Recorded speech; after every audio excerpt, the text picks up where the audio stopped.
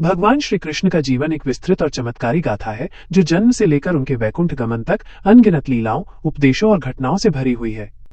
ये केवल एक कहानी नहीं बल्कि धर्म, प्रेम, न्याय और मानव अस्तित्व के गहन दर्शन का एक महाकाव्य है। 1. जन्म और बाल लीलाएं, मथुरा और गोकुल।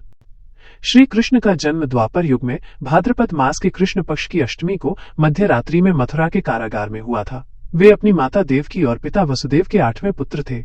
उनके मामा क्रूर राजा कंस को आकाशवाणी द्वारा यह ज्ञात था कि देवकी का 8वां पुत्र उसका वध करेगा, इसलिए उसने देवकी और वसुदेव को बंदी बनाकर उनके 6 पुत्रों का वध कर दिया था। 7वें पुत्र बलराम, जो शेषनाग के अवतार थे, को योग माया ने रोहिणी के गर्भ में स्थानांतरित कर दिया। कृष्ण के जन्म के तुरंत बाद वसुदेव उन्हें भारी वर्षा और यमुना नदी को पार करते हुए गुप्त रूप से गोकुल में अपने मित्र नंद बाबा और यशोदा मैया के यहाँ छोड़ आए। गोकुल में कृष्ण ने अपना बचपन बिताया, जहां उन्होंने कई अद्भुत और मनमोहक लीलाएं की। पूतना वध, कंस द्वारा भेजी गई राक्षसी पूतना का, जिसने उन्हें विषैला दूध पिलाने का प्रयास किया, कृष्ण ने वध कर दिया।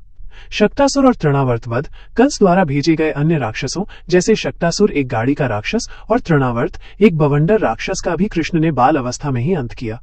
माखन चोरी, कृष्ण को माखन चोर के नाम से भी जाना जाता है क्योंकि वे और उनके मित्र अक्सर गोपियों के घरों से माखन चुराते थे।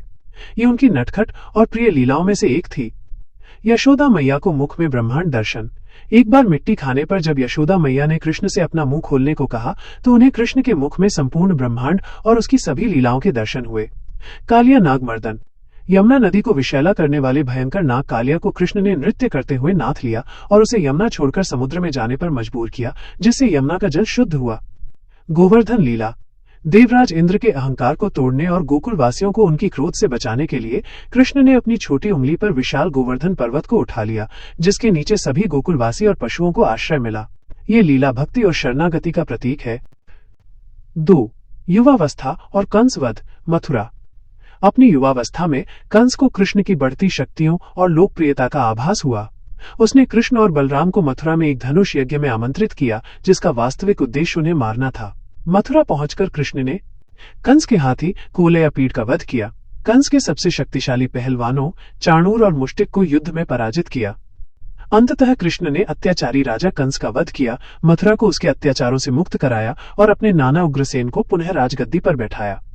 कंस वध के बाद कृष्ण और बलराम ने ऋषि सांदीपनि के आश्रम में शिक्षा ग्रहण की, जहां उन्होंने थोड़े समय में ही समस्त विद्याओं में निपुणता प्राप्त कर ली। 3. द्वारका की स्थापना और अन्य लीलाएं।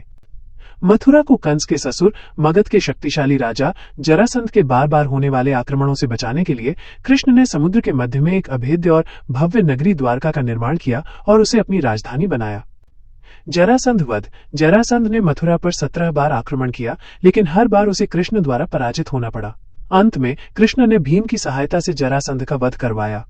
शिशुपाल वध, चेदी नरेश शिशुपाल, जो कृष्ण का फुफेरा भाई था, ने भरी सभा में कृष्ण का अपमान किया। कृष्ण ने उसे 100 गलतियों की छूट दी।